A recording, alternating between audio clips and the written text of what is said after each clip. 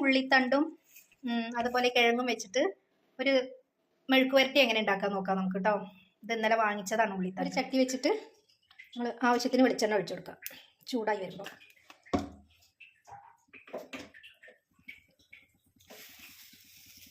അതിലേക്ക് കടുക് നല്ല ജീരകം ഇട്ട് കൊടുക്കാം. കടുകും നല്ല ജീരകം കേട്ടോ.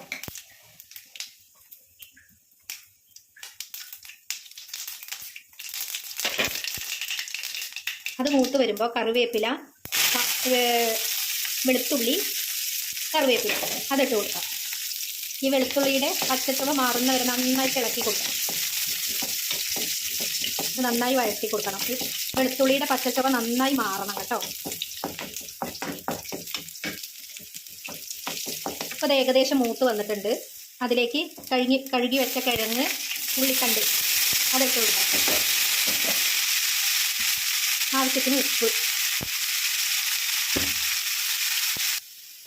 നന്നായി ഉപ്പും ആ വറവും ഒക്കെ കൂടെ ഒന്ന് യോജിപ്പിച്ചതിന് ശേഷം ഒരു ഇത്തിരി മഞ്ഞൾപ്പൊടി ഇട്ട് കൊടുക്കാം.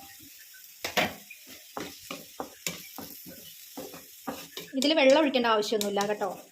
അതിൽ തന്നെ ഉണ്ടായിരിക്കും വെള്ളം. അതിറങ്ങി അതിന് അടച്ചു വെച്ച് വേവിച്ചെടുക്കാം. അപ്പം നമ്മളെ ഉള്ളിത്തണ്ടും കിഴങ്ങും മെഴുക്ക് വരട്ടി ഇവിടെ റെഡി ആയിട്ടുണ്ട്. അപ്പോൾ അതുപോലെ ഒന്ന് ട്രൈ ചെയ്ത് നോക്കൂ കേട്ടോ. അപ്പോൾ ധാരാളമായിട്ട് ഉള്ളിത്തണ്ട് കിട്ടുന്നുണ്ട്. ഇഷ്ടപ്പെട്ടാൽ ലൈക്ക് ചെയ്യുക, ഷെയർ ചെയ്യുക, കമൻറ്റ് ചെയ്യുക.